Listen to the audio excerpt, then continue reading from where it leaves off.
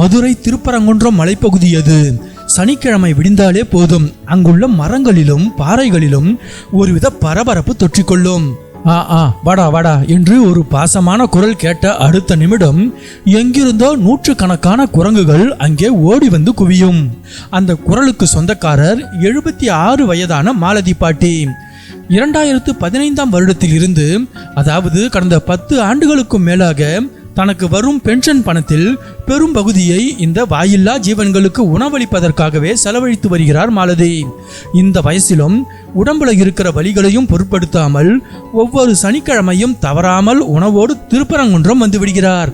அவர் கூப்பிட்ட குரலுக்கு கிட்டத்தட்ட 350 முதல் 400 குரங்குகள் வரை ஓடி வந்து அவரிடம் அன்போடு உணவை வாங்கி சாப்பிடுகின்றன.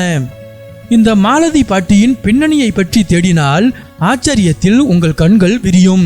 மாலதி தன் வாழ்நாள் முழுவதையும் பிறருக்கு சேவை செய்வதற்காகவே அர்ப்பணித்தவர்.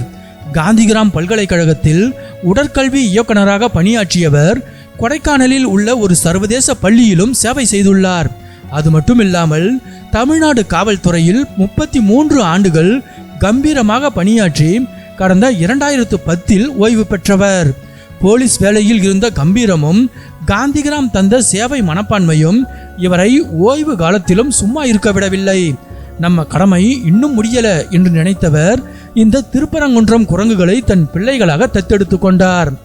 வயதாகிவிட்டது என்று வீட்டிற்குள் முடங்கி விடாமல் ஒரு பாட்டி செய்யும் இந்த தொடர் முயற்சி சமூகத்திற்கு ஒரு மிகப்பெரிய பாடம். அன்பு காட்ட பெரிய வசதி தேவையில்லை, நமக்கு இருக்கும் சிறிய தொகையிலும் மாறாத நல்ல மனம் இருந்தால் போதும் என்பதை உலகிற்கு உறக்க சொல்கிறது இந்த மதுரைக்கார பாட்டியின் பாசக்கதை.